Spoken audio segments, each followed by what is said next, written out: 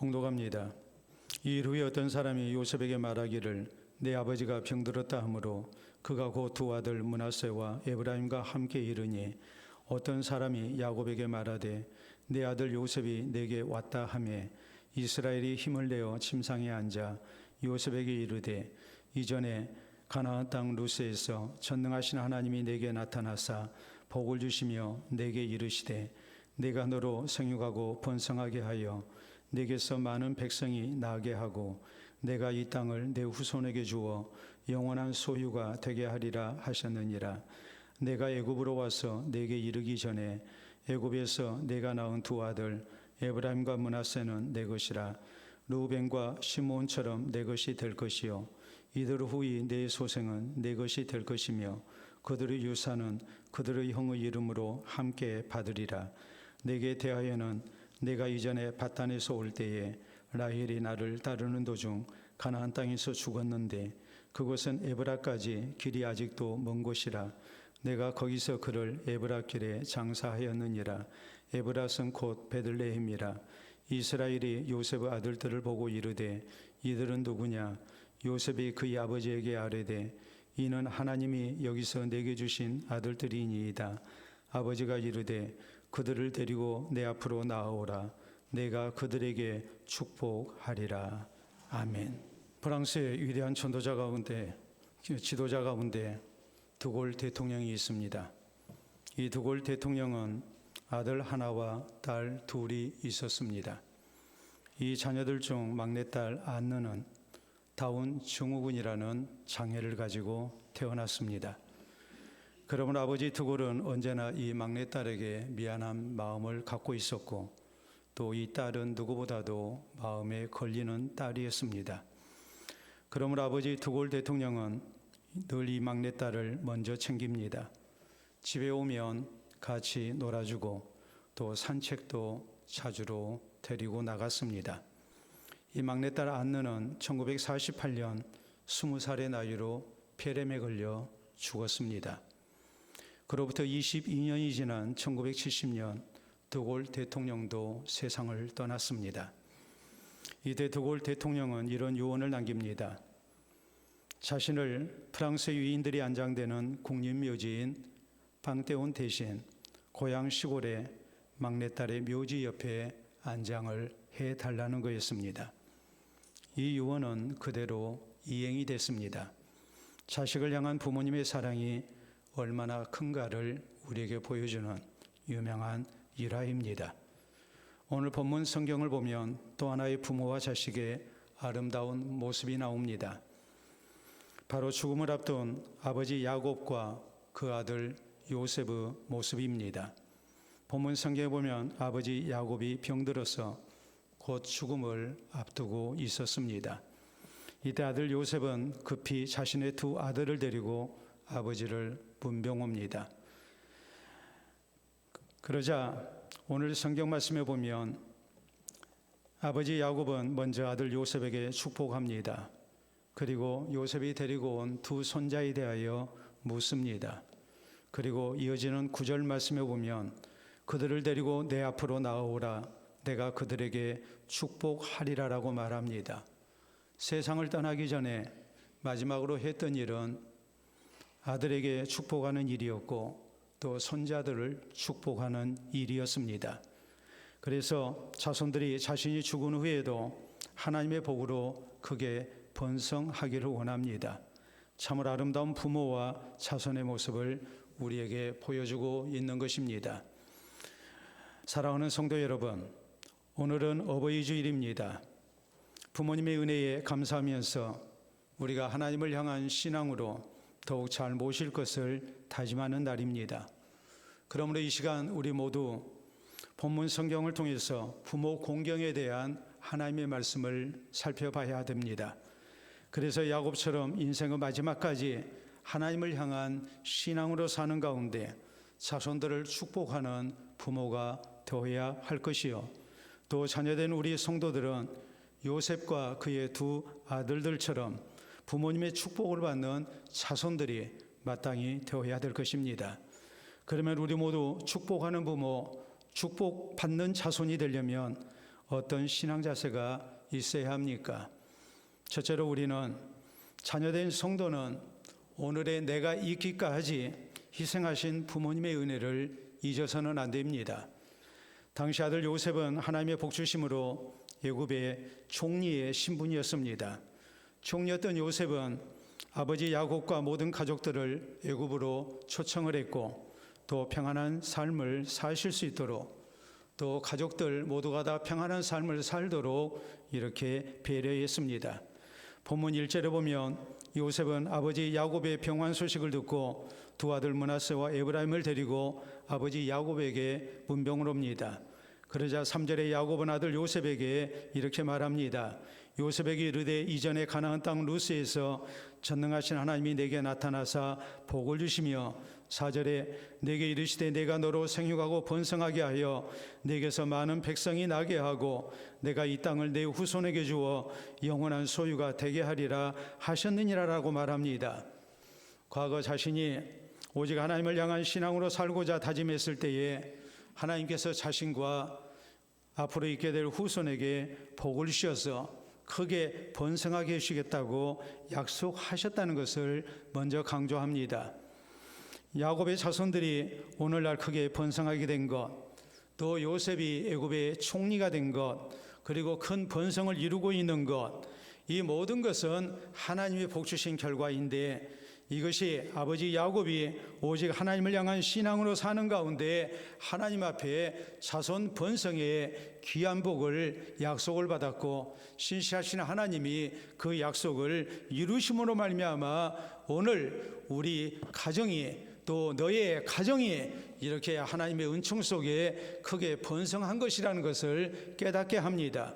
이어진 5절로 6절을 보면 내가 애굽으로 와서 내게 이르기 전에 애굽에서 내가 낳은 두 아들 에브라임과 므낫세는 내 것이라 르우벤과 시므온처럼 내 것이 될 것이요 이들 후이 내 소생은 내 것이 될 것이며 그들의 유산은 그들의 형의 이름으로 함께 받으리라라고 말합니다.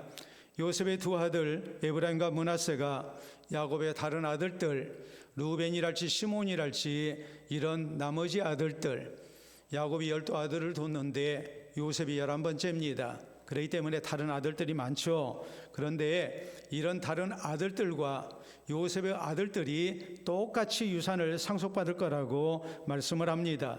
다시 말해 요셉에게는 다른 형제들보다도 2배의 유산을 상속하겠다는 말입니다. 실제로 보면 내게 대하여는 내가 이전에 밧단에서 올 때에 라헬이 나를 따르는 도중 가나안 땅에서 죽었는데 그것은 에브라까지 길이 아직도 먼 곳이라 내가 거기서 그를 에브라길에 장사하였느니라. 에브라는 곧 베들레헴이라고 말합니다. 라헬은 야곱의 아내이면서 또 요셉의 어머니가 되는 사람입니다. 밧단에서 에브라 즉 베들레헴으로 이주할 때에 요셉의 동생 되는 베냐민을 낳다가 상고로 죽고 말았습니다. 요셉이 아주 어릴 때 되어진 일입니다. 그러므로 아버지 야곱은 어린 아들 요셉과 그 동생 베냐민을 혼자 기르면서 많은 고생을 했고 많은 희생을 했음을 우리가 알 수 있습니다. 8절로 9절에 보면 이스라엘이 요셉 아들들을 보고 이르되 이들은 누구냐? 요셉이 그의 아버지에게 아뢰되 이는 하나님이 여기서 내게 주신 아들들이니이다. 아버지가 이르되 그들을 데리고 내 앞으로 나오라. 내가 그들에게 축복하리라라고 말합니다. 요셉은 아버지 야곱의 말을 듣고 자신의 두 아들은 하나님께서 내게 주신 아들들이라고 말합니다. 내가 수고해서 얻은 아들, 내가 노력해서 얻은 아들들이라고 생각하지 않았습니다. 요셉은 아버지의 신앙 고백과 그 살아온 삶의 모든 흔적을 통해서 내가 오늘 이렇게 번성하고 복을 받은 것, 우리 가정이 이렇게 하나님의 은혜 가운데 있는 것, 이 모든 것은 아버지가 평생을 하나님을 향한 신앙으로 살아서 하나님께서 그 자손에 대한 복을 약속받았고 그 약속이 오늘 이렇게 내 삶 속에서 성취됐다는 것을 이렇게 다시 한번 깨닫고 그것을 믿고 고백합니다. 이 아들들은 바로 하나님이 내게 주신 아들들입니다. 내가 낳은 아들이라고 생각하지 않습니다. 내가 수고해서 얻은 아들이라고 생각하지 않습니다. 오늘 내가 누리고 있는 모든 것들이 우리 하나님께서 아버지가 평생 하나님을 향한 신앙으로 산 것을 보시고 하나님이 우리에게, 자손들에게 복을 주신 결과라는 것을 고백하고 아버지를 통해서 받은 복에 대하여 진심으로 감사를 하고 있습니다. 우리가 오늘 이 성경 말씀을 생각할 때에 우리에게도 이런 신앙의 자세가 있어야 됩니다. 오늘의 내가 있기까지 희생하신 부모님의 은혜 우리가 절대로 잊어서는 안 됩니다. 분명한 사실은 이 세상의 모든 자식들은 부모님의 사랑과 돌봄과 희생 가운데 세상에 태어났고 자라나고 있다는 사실입니다.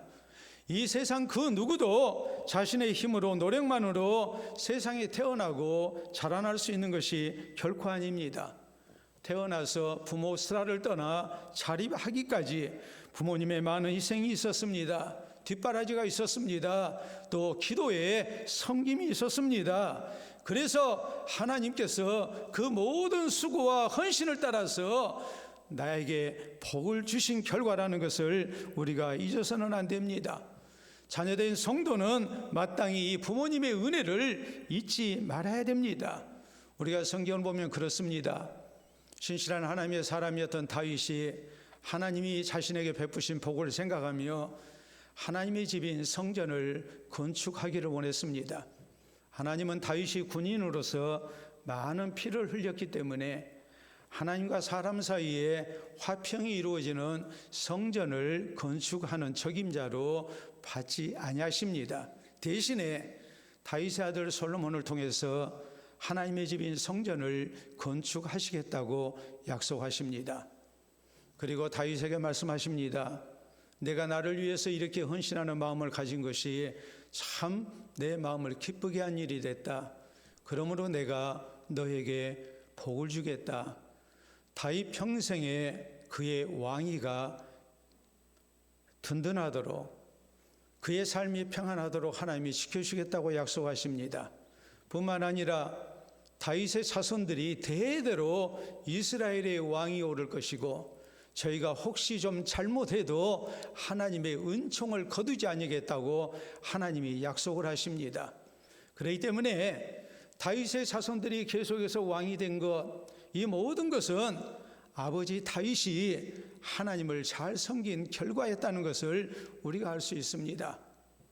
믿음의 신실한 조상 때문에, 아버지 때문에 그 자손들이 하나님의 복을 누리고 있는 겁니다. 우리 예수님께서 십자가 지실 때에 제자들 모두가 도망갔습니다.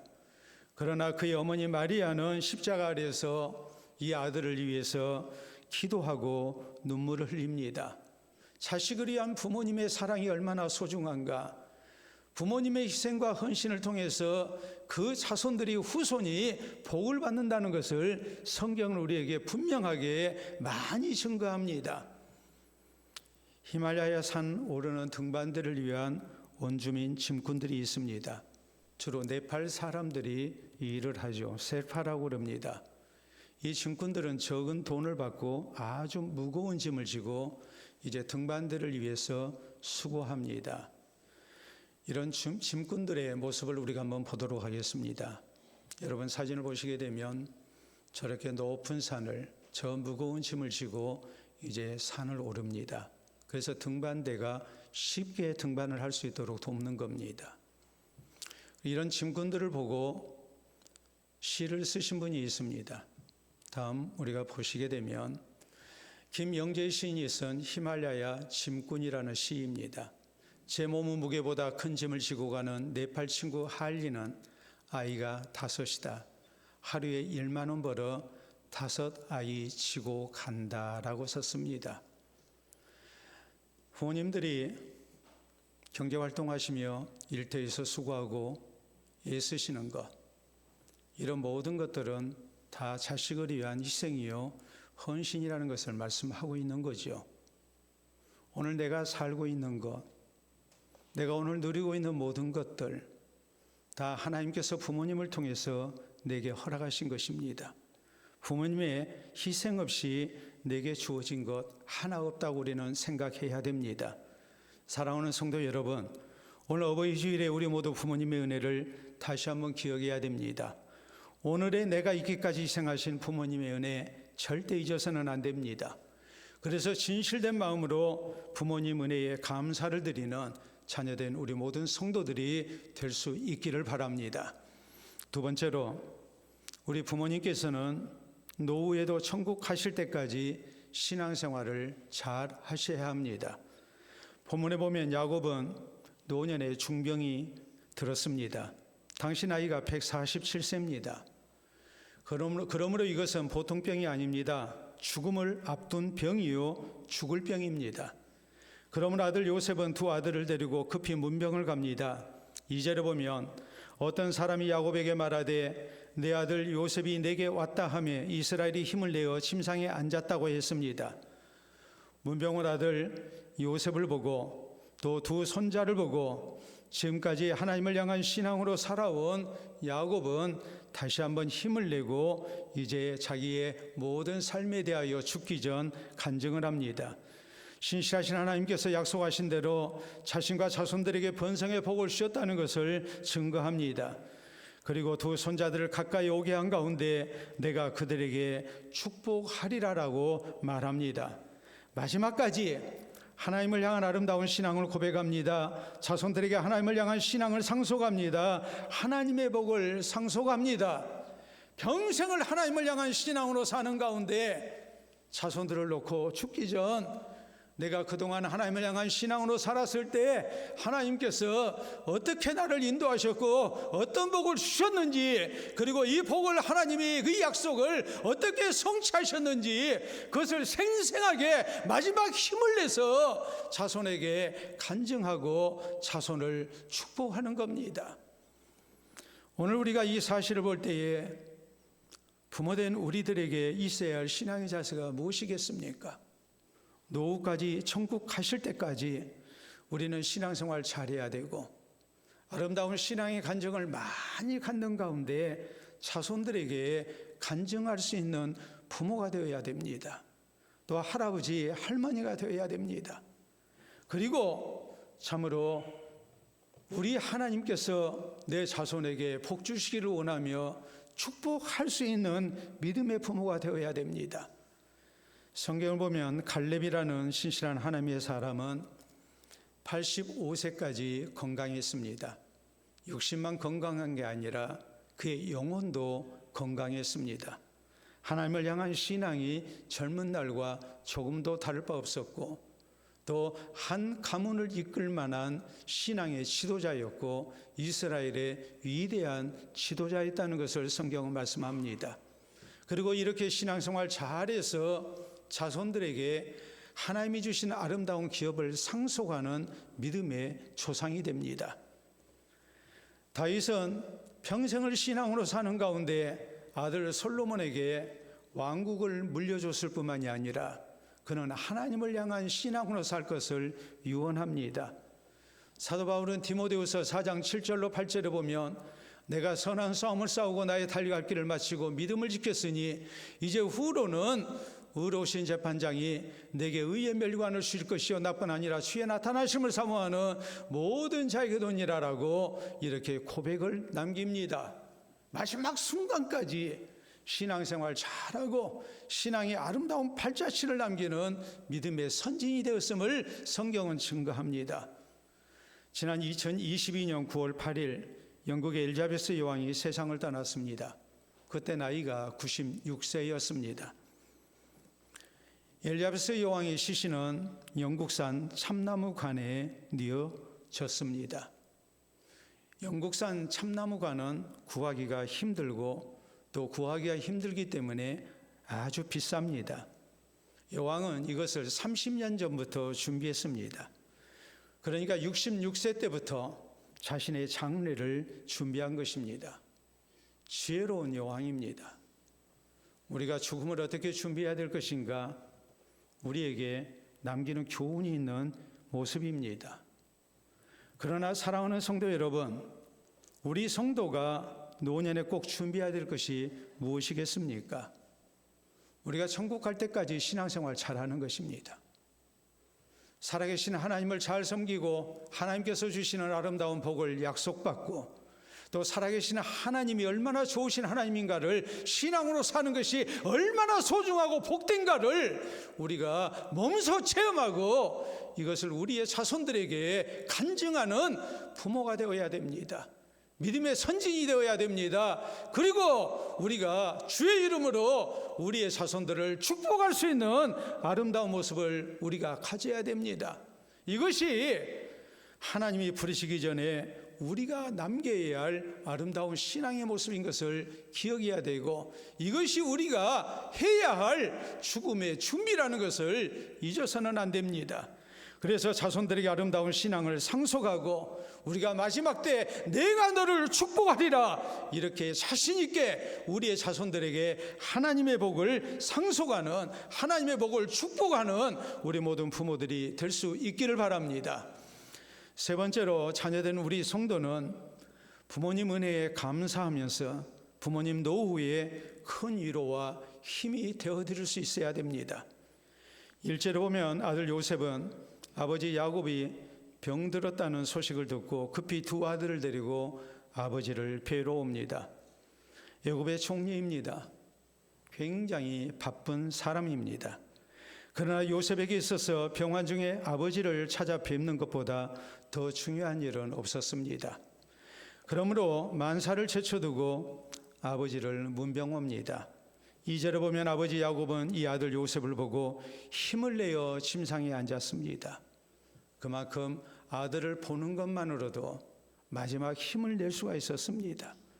노년의 아버지 야곱에게 아들 요셉은 이렇게 큰 위로가 되고 힘이 되는 아들이었습니다. 실제적으로 아버지 연세가 130세 됐을 때 자신이 애굽의 총리가 되고 난 다음에 오래도록 헤어졌던 이 아버지를, 이제 참 힘들게 살고 계시는 이 아버지를 자기가 살고 있는 애굽으로 모셔다가 온 가족 함께 사시는 가운데 평안한 노후를 사실 수 있도록 봉양했던 아들이 바로 요셉입니다. 아버지 요셉은 우리가 성경을 보면 죽기 전에 자신의 장래 문제를 아들 요셉과 상의합니다. 이 아들은 11번째 아들입니다. 이 아들에게 모든 것을 맡깁니다. 그리고 아들 요셉은 아버지에게 하나님 앞에서 아버지 유언대로 내가 아버지의 장례를 치러드리겠습니다 맹세합니다. 아버지 야곱의 유언은 내가 애굽에서 장례되는 것이 아니라 하나님이 우리에게 약속하신 가나안 땅에 가서 장례되는 것이 이제 소원이라고 얘기를 하시니까 내가 아버지 소원대로 해드리겠습니다 이렇게 약속을 합니다. 이 정도로 야곱에게 있어서 아들 요셉은 참 소중한 아들이었습니다. 아버지를 위해서 여러모로 마음을 쓰는 아들이 바로 요셉이었습니다. 그러므로 아버지 야곱은 이 아들 요셉을 누구보다도 사랑합니다. 다른 아들들보다도 2배로 축복하고 요셉의 2 아들도 이렇게 축복을 합니다. 우리가 오늘 이런 말씀들을 생각할 때에 자녀된 우리 성도가 부모님의 은혜에 감사하고 부모님 노후에 크게 위로가 되고 힘이 되어드린다는 것, 이것이 얼마나 소중하고 마땅히 해야 할 일인가를 생각해야 됩니다. 부모님이 축복했다고 그래서 우리가 다 축복을 받는 것이 아니라, 그 축복이 그대로 이루어지는 것이 아니라 부모님이 축복하실 때 그 축복을 받을 만한 모습으로 우리가 부모님을 잘 섬기고 신앙생활 잘하는 자손이 되어야 된다는 것을 우리가 기억해야 된다는 말입니다. 솔로몬 왕은 아버지 다윗 왕이 세상을 떠난 후에 어머니 밧세바를 자신의 보좌 우편에 모셨습니다. 그만큼 홀로 되신 어머니를 공경했고 잘 모셨습니다. 우리 예수님은 십자가에서 죽으실 때에 제자 요한에게 어머니 마리아를 부탁합니다. 예수님을 대신해서 아들이 되어 잘 모셔달라고 부탁했고, 제자 요한은 예수님의 어머니 마리아를 자기 집으로 모셔서 이렇게 돌아가실 때까지 모셨다고 성경은 말씀합니다. 이런 이야기가 있습니다. 어떤 부모가 아들을 군대 보냈습니다. 논산훈련소에서 모든 훈련을 마치고 퇴소식을 하게 될 때 부모님들 오셔서 축하해달라고 면회가 허락이 된 그런 연락이 왔습니다. 이 부모가 논산훈련소에 갔더니 부대가 너무나도 깨끗한 겁니다. 더러운 것이 한 군데도 없습니다. 더구나 많은 외부인들, 면회객들이 와서 음식을 가져와서 먹고 이렇게 함께 시간을 갖고 있기 때문에 지저분해질 것 같았는데 그런 것이 전혀 없는 겁니다. 너무나도 깨끗합니다. 너무나도 궁금했습니다. 그러다가 여기저기 세워져 있는 팻말을 보고서 그 비밀을 알게 됐습니다. 그 팻말에는 이렇게 쓰여져 있었습니다. 보도록 하겠습니다. 쓰레기를 버리지 마세요. 귀하의 자식들이 청소해야 합니다. 저걸 보고 어떻게 쓰레기 버릴 수 있겠습니까? 자식들이 청소해서 깨끗한 게 아니라 부모들이 쓰레기를 버리지 않기 때문에 깨끗한 겁니다. 자식을 위한 부모님의 마음이 끝이 없다는 것을 깨닫게 하는 일화입니다. 마찬가지로 자식된 우리 성도, 부모님이 자식을 위해서 이토록 마음쓰고 희생하고 애쓰신다는 것을 생각하며 부모님 노후에 크게 위로가 되고 힘이 되어드려야 된다는 것은 너무나도 마땅하지 않겠습니까? 미국의 제20대 가피들 대통령이 있습니다. 이분은 매우 가난한 집에서 태어났습니다. 2년 만에 아버지가 세상을 떠났습니다. 그러므로 누구보다도 매우 어렵게 자라날 수밖에 없었습니다. 홀로 되신 어머니가 늘 미안해합니다. 이 엄마가 부모 노릇 제대로 못해서 늘 미안하다 미안하다 그럽니다. 그때마다 아들은 이렇게 대답합니다. 괜찮아요. 걱정 마세요. 엄마, 제 친구 중에는 저보다 가난한 아이도 있어요. 엄마, 염려하지 마세요. 나는 열심으로 공부해서 꼭 훌륭한 사람이 될 거예요. 걱정하지 마세요. 그러니까 엄마가 이런 말씀을 합니다. 고맙다 하더라. 꼭 공부 열심히 해서 훌륭한 사람이 되라. 그래서 너는 다른 사람을 돕는 사람이 되어야 된다. 세상에 가난하고 힘없는 사람들 많으니까 그 사람들 돕고 살아야 된다. 아들이 어머니에게 약속했습니다. 그리고 어머니의 가르침을 잊지 아니하고 열심으로 공부하고 노력했습니다. 그가 대통령이 됐습니다. 대통령에 취임할 때에 대통령 자리에 엄마를 모시고 자신은 그 옆에 서서 취임식을 거행합니다. 취임 연설을 할 때 가필드 대통령은 이런 말을 합니다. 우리가 보도록 합니다. 사랑하는 국민 여러분, 저를 오늘 미국 대통령이 되도록 보살펴 주시고 이끌어 주신 제 어머니를 이 자리에 모시고 나왔습니다. 오늘의 이 영광은 오로지 저희 어머님이 받으셔야 합니다라고 했습니다. 모든 국민들이 크게 박수했고 이것은 모든 국민들에게 두고두고 큰 감동이 되는 사건이 됐습니다. 미국뿐만이 아니라 우리나라 초등학교 도덕 교과서에 대통령 자리에 앉은 어머니라는 제목으로 이 사실이 실려 있습니다.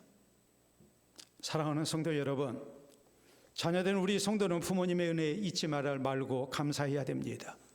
그리고 부모님 노후에 큰 위로와 힘이 되어드려야 됩니다. 경제적으로도 우리가 봉양해야 되고 마지막까지 부모님 신앙생활 잘 하시도록 도와드려야 됩니다. 부모님께서 걱정하시지 않도록 신앙생활 잘해야 됩니다. 부모님의 평안한 노후를 위해서 오늘 나를 위해서 부모님이 늘 기도하신 것처럼 그 기도의 응답 속에 내가 살고 있는 것처럼 이제는 내가 부모님을 위해 기도해 드리는 중 부모님 천국 가실 때까지 하나님의 은혜가 떠나지 않게 해달라고 우리가 늘 섬기는 자식들이 되어야 됩니다. 부모님을 늘 돌봐드려야 됩니다. 그래서 부모님께서 축복하시는 자손이 되고 또 부모님의 축복을 받는 자손 되기에 마땅한 우리 모든 자녀된 성도들이 될 수 있기를 바랍니다. 한 아버지가 있었습니다. 오남매를 돕는데 사업을 해서 열심으로 뒷바라지합니다. 오남매 모두 대학을 졸업했고 좋은 직장 얻을 수가 있었습니다. 또 좋은 배우자를 만나 결혼을 했고 가정을 가졌습니다. 그 사이에 이 사람은 아내가 병들었고 아내를 사별하고 말았습니다. 그러므로 혼자 이 5남매를 키워내느라 얼마나 힘들었는지 모릅니다. 이분도 건강이 좋지 않게 됐습니다. 5남매를 모두 불렀습니다. 며느리도 부르고 사위까지 다 불렀습니다. 그리고 이렇게 말합니다. 내가 너희들 키우고 결혼시키느라 빚을 좀 졌다. 미안하다. 지금 이 빚이 늘어나서 한 7억 정도 된다. 내가 건강도 좋지 않고 이제 살 날도 그리 많이 남지 않은 것 같고 돈 벌 능력도 없지 않느냐. 그러므로 미안하다마는 너희들이 얼마씩 갚아줘야 되겠다. 여기 종이에 얼마씩 갚겠다고 금액을 적도록 해라. 해서 5남매 순서대로 적어놨습니다. 자식들이 크게 당황했습니다. 아버지가 부르실 때 병화 중이신 아버지가 이제 얼마 사실 날이 남지 않았기 때문에 우리한테 남은 재산 정리해서 유산 상속하려고 부르신 줄 알았는데 또 아버지 재산이 좀 남아있다고 생각했는데 빚이 7억이나 남았다고 그러니까 그리고 이걸 너희들이 좀 갚아야 된다고 하니까 얼마나 당황했겠습니까? 서로 눈치를 보면서 어떤 자식은 5천이라고 쓰고 어떤 자식은 3천, 2,500, 1,000만 원 이런 식으로 적었습니다. 그래도 아버지 빚 7억에는 훨씬 미치지를 못합니다. 모두가 다 찜찜한 마음을 가지고 돌아갔습니다. 그로부터 얼마 지나고 난 다음에 아버지가 다시 자식들을 부릅니다. 그리고 이런 말씀을 하십니다. 내가 죽고 나면 얼마 되지 않은 유산 때문에 너희들끼리 싸우고 형제 불화가 날까 내가 염려를 많이 했다. 그래서 내가 미리 재산을 다 정리했다. 내가 이걸 너희에게 나눠주겠다. 지난번에 너희가 적은 액수에 5배를 주겠다라고 하는 거예요. 어떤 기분이 들었을까요? 참으로 지혜로운 아버지입니다. 부모된 우리나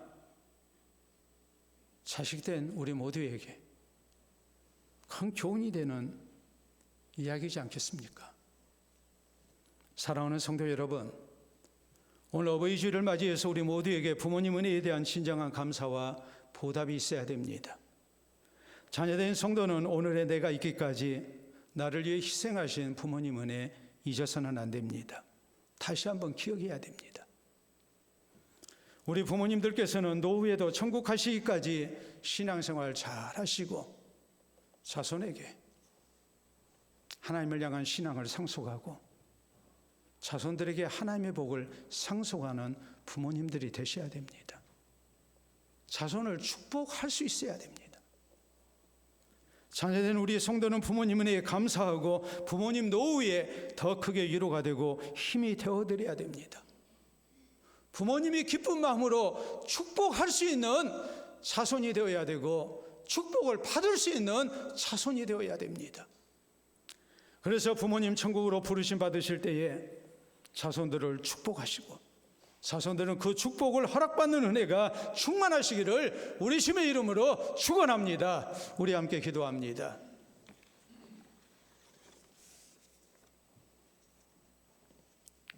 오늘은 다른 생각보다도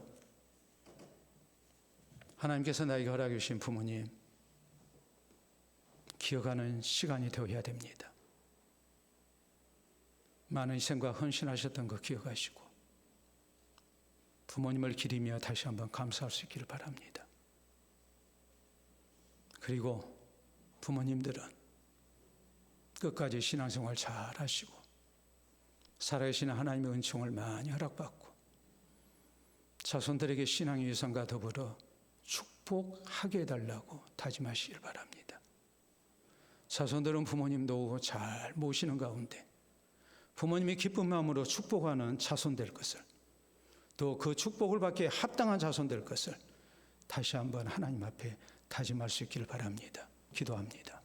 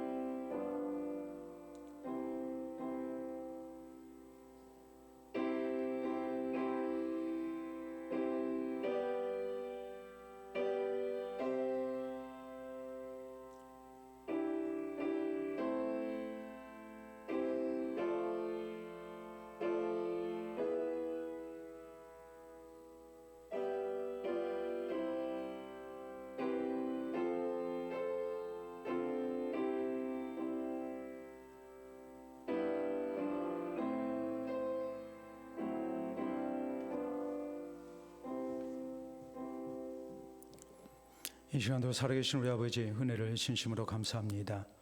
세상에 많은 만남이 있지만 부모님과 자식으로 우리 서로 만나게 하시고 또 하나님 경외하며 하나님 은혜 가운데 살아갈 수 있도록 은혜 주시니 감사합니다. 오늘 아버지 주일을 맞이하여 무엇보다도 우리의 사랑하는 부모님들 주께서 많이 위로해 주시옵기를 원합니다. 살아계신 하나님 의지하며 남은 생에 살아가게 하시고 살아계신 하나님께서 주시는 평안한 노후와 건강의 복 있게 하시고 또한 자손들을 통하여 위로받으며 힘을 얻어 하나님 나라 가시는 발걸음 힘들지 않도록 주님께서 도와주시옵소서.